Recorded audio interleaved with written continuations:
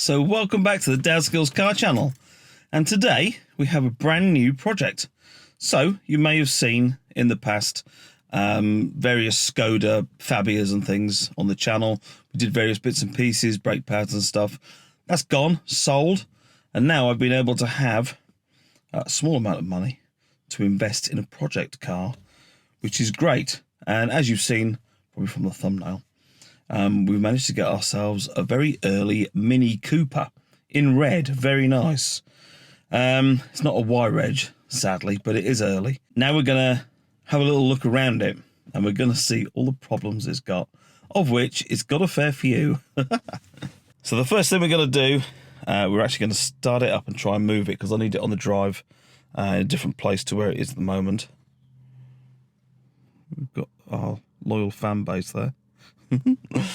But when I picked it up, the guy said he's swapped the batteries around and stuff, so whether this actually starts, I don't know. We might have to go and get a new battery for it, but this is going to light up like a Christmas tree because we've got issues and we've got warning lights and stuff. So let's try and start it, shall we? 117,000 miles. Oh, there we go. Look, perfect. Starts up first time. Excellent. This has been swapped out at some point, and this car's got a ASC, but that little module is missing. Now we have a new one with the ASC thing sat there, so that is something we can swap over today. Now the other thing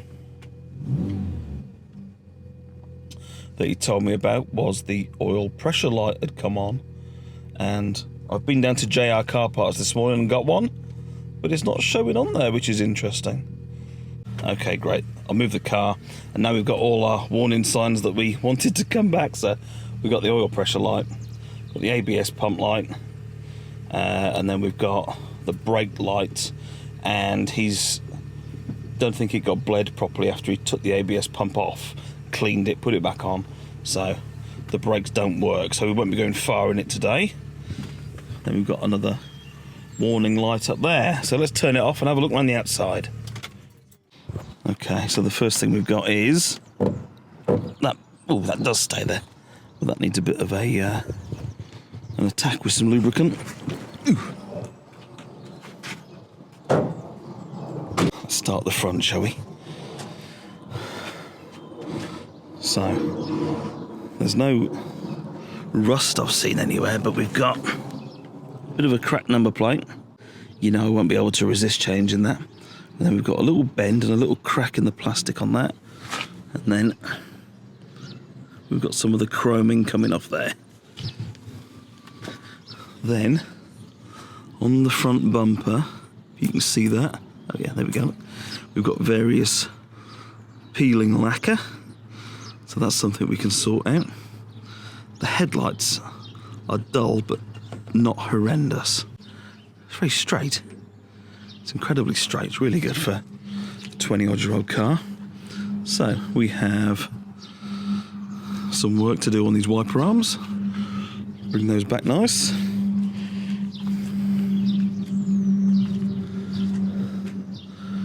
We've got the pano roof, which is nice. We'll see if that works in a moment. So wheels and tyres. What have we got here?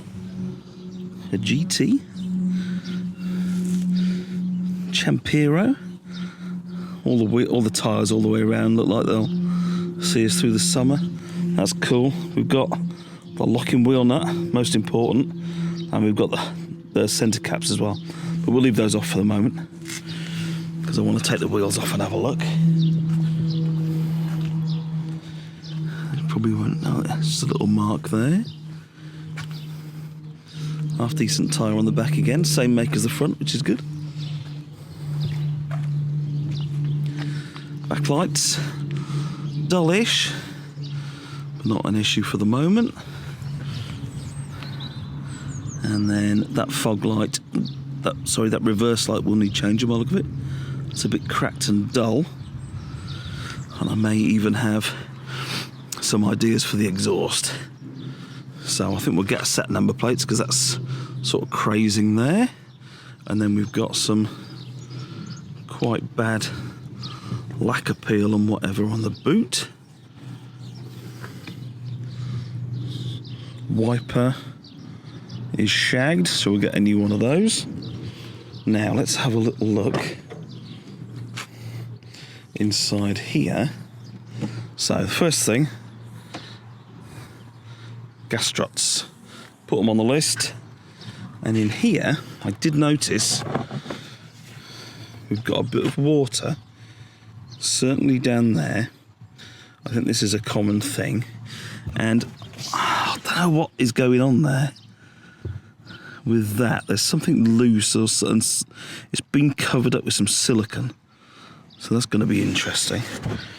And you can see the water is sort of gathering down there. That must be where it's going into the actual boot well. And I'm led to believe that the culprit could well be that rear light or this rubber. So that's going to be a project as well. That's good. Something we can get our teeth into. Same make of tyres on the back. What are they? 195 55 16s. Nice bit of meat on that one. Yeah, let's look down the side of it again. Really nice, really straight.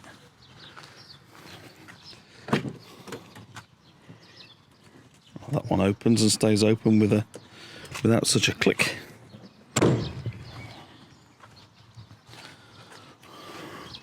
All these back of the mirror caps are fine. Right. Let's pop the bonnet. Check the oil and water, because he has drained the water, flushed it out, and put new coolant in there, so we'll see what that's like. So, gas struts here worked fine. It would be good to clean some of that off so we don't get any rust. What's this side like? It's fine. Dirty but no rust. So I did a car vertical check on it and it all came back as not being in an accident. All the rest of it. So when we come to replace our ABS pump, that'll be in another video. That goes there. And then we're going to have to bleed the system and stuff, so that'll be interesting. That doesn't look like it's that difficult to replace. It's something to do with a connection, I think. So he said, but we shall find out. Now, the other thing we need to find is the oil pressure switch. I think that is below the the oil filter. Is that it down there? Can I even get a hand in there? So that's going to be interesting trying to find that. That's something that we could maybe try and do today. Get it up to temperature. Check everything's okay.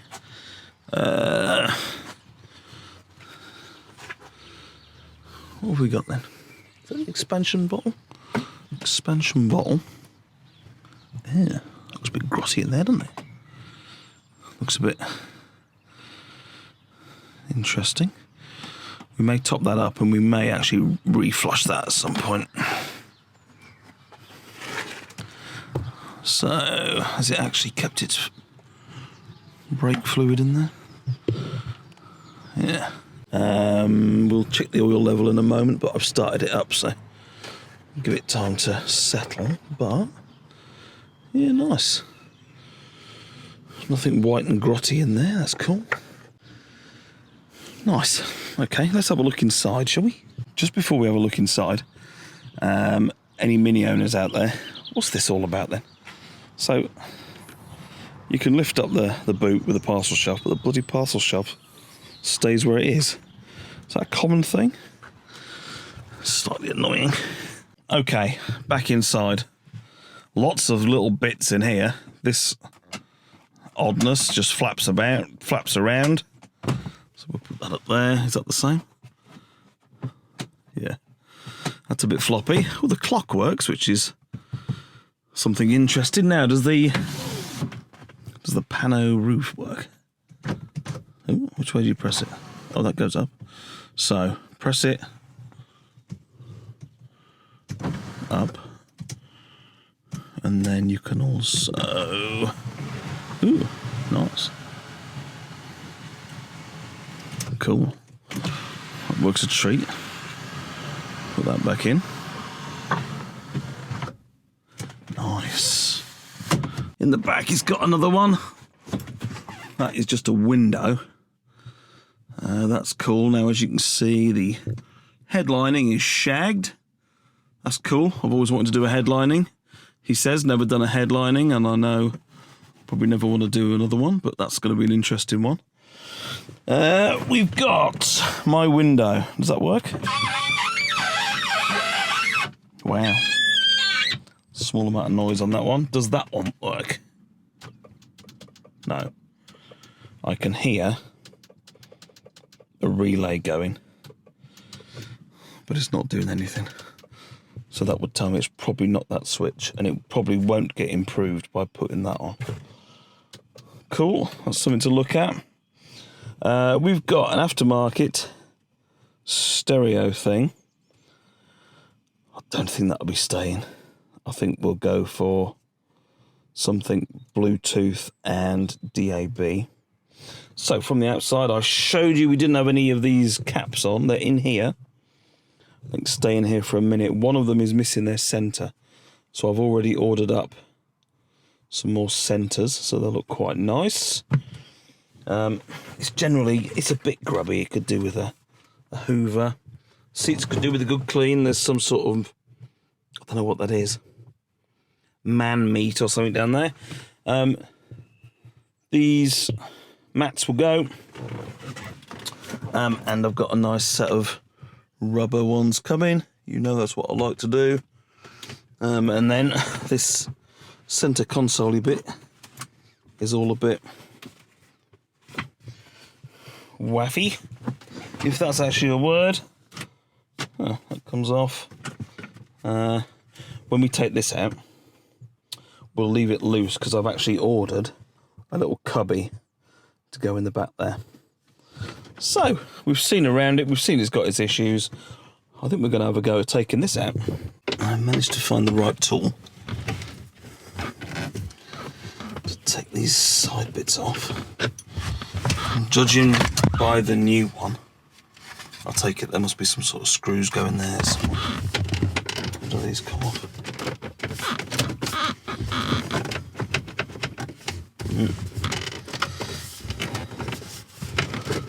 I need to take the bottom bit out. Right, I'll take these ones out this side.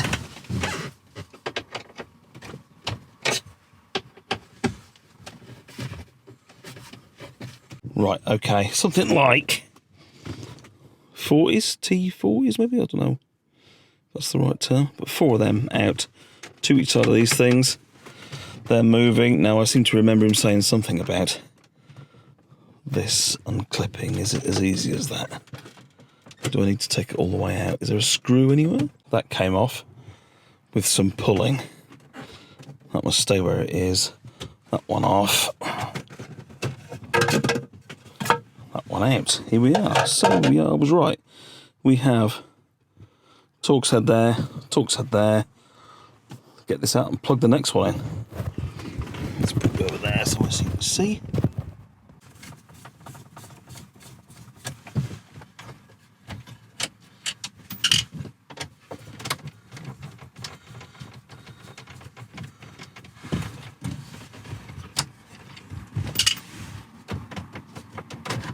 Oh yes, easy as that.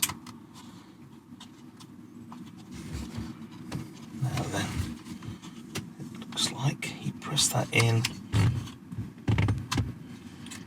pull that back, and that comes out. Cool, right. That is an eBayable item.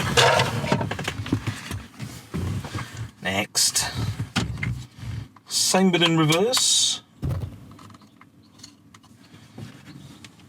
Okay, I don't think there's any problem in refitting that.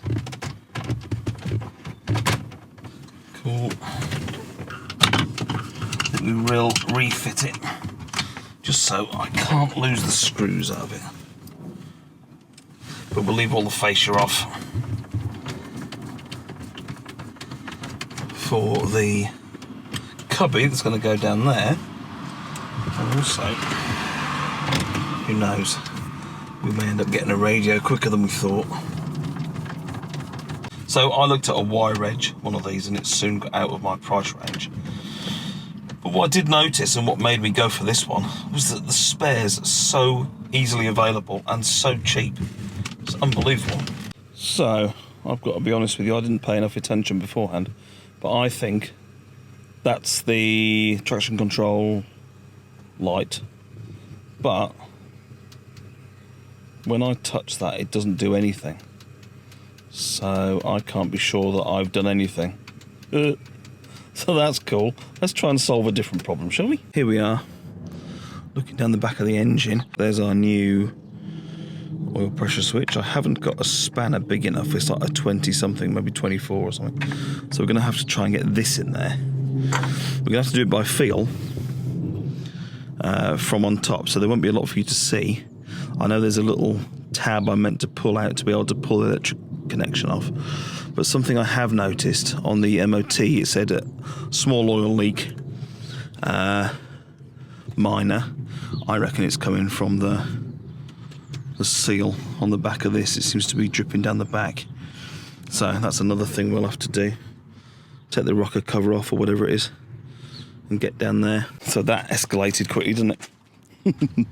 We now have a Mini on the ramps. So what I found was I managed to get the connection off in the end. Not too bad. You've got to pull this little tab across, press down another tab and it comes out. This heat shield was removable and you can push that back, but I still couldn't get to it.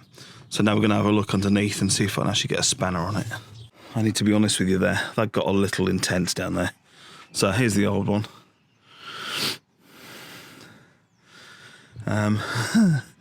You won't be able to see it from there, but I was cranking it round with the old adjustable there, mil by mil. Let me show you underneath.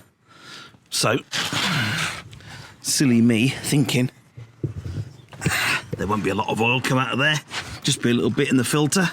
Fuck me, it gushed out past my ear. And luckily that was there to stop it going on the drive, but it got a little bit intense.